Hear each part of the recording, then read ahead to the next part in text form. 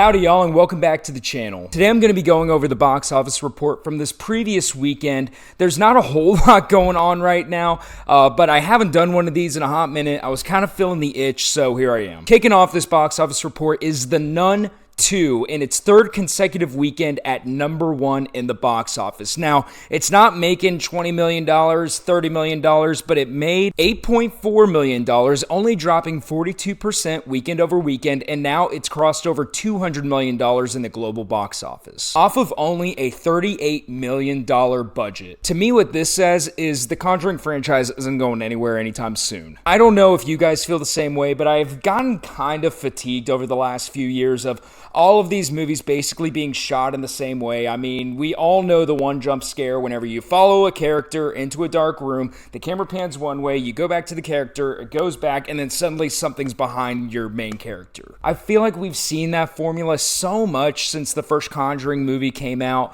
and I wasn't sure how the Nun II was going to do. It wasn't particularly well received, similar to its predecessor, The Nun, but it appears to be doing well and shows that the Conjuring franchise is still alive and well. I believe the fourth one is going to be re-entering production whenever the Actors Guild is off strike. I might be wrong there, but I'm pretty sure it's supposed to come out next year, so we are going to get more Conjuring, and with the box office haul of this one, it doesn't look like they're going to stop producing them. Something worth noting, though, is $204 million is a far cry from the haul of the first Nun movie. That one made $365 million globally. This one, 204 so far. It's not done, but it's probably going to top out around 230-ish, I think. So pretty steep drop off. I mean, $230 million isn't chump change whenever the movie cost not even $40 million, but still, that's something that should be taken into account. So while they may not make another Nun movie, possibly, they will still make Conjuring films. Next is a topic that I feel like deserves a video in and of itself.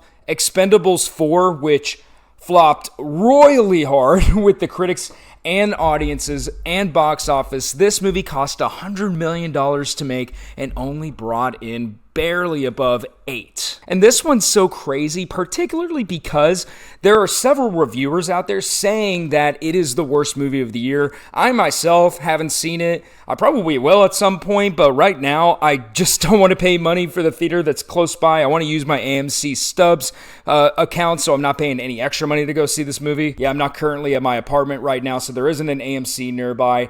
So I'm going to halt on Expendables 4. We'll see if it's still theaters by the time that I get back home, because I think it's going to be being taken away from theaters real quick. And Expendables as a franchise is completely done. I don't know how you justify for a second doing a fifth one whenever this one didn't make any money, and everyone not only hates it, but is actively dunking on it on the internet. I kind of can't wait to see this one because everyone is saying that it's absolutely horrible, so I kind of want to see if it's really that bad. Also, I apologize if you can hear Lily snoring in the background here. You can't see her right now, but everyone say hi.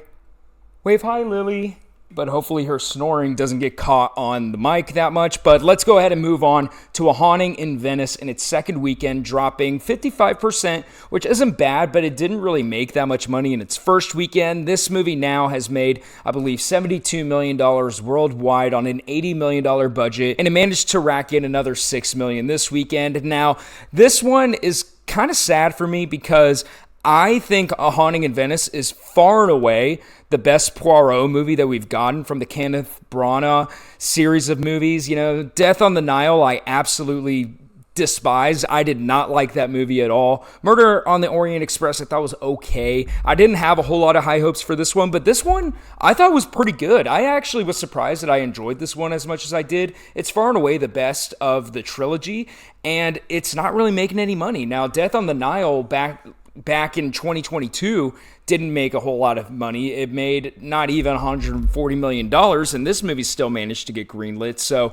maybe they'll do a fourth one. I'm not particularly optimistic. It doesn't really seem like people are flocking to the theater, and it's also unfortunate, too, because you saw the studio dial back the budget for this one versus Death on the Nile. I believe Death on the Nile cost anywhere between $90 to $110 million to make. This one, $80 million, and they're going to struggle to get a profit on this. I think it probably needs to make, with an $80 million budget, somewhere around the realm of $120, $130 million. So, about what Death on the Nile made. So I don't know if they're going to hit that. I hope they do. If they keep this kind of vibe with a fourth iteration in the franchise possibly, then I'm all for it. But if they decide not to push forward because of the weak box office returns with this, then at least they ended it on a high note. All right, the next thing that I wanted to talk about was Dumb Money expanded about 600 theaters weekend over weekend before its wide release next weekend, and it had the highest per theater average of any movie this weekend at $4,000 per theater that it was playing in.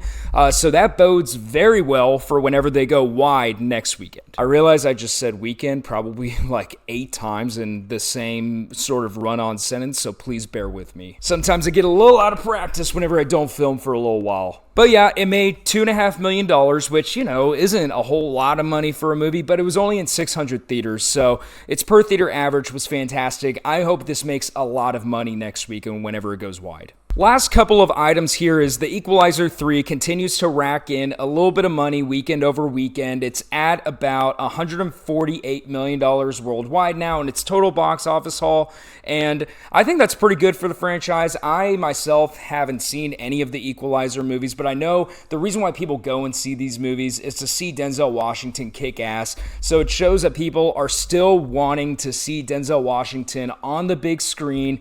Thrilled for him. I believe the movie was received well, and it's managed to stay in the top 5 in its 4th weekend, which is no small feat. Then I feel compelled to mention a new movie that came out this weekend called It Lives Inside. It made $2.3 million this weekend, opened at number 7 in the top 10. I have a feeling it's going to drop out of the top 10 after this week. I was looking at the reviews, and it looks like it's at maybe a 64% on Rotten Tomatoes. Not particularly well reviewed.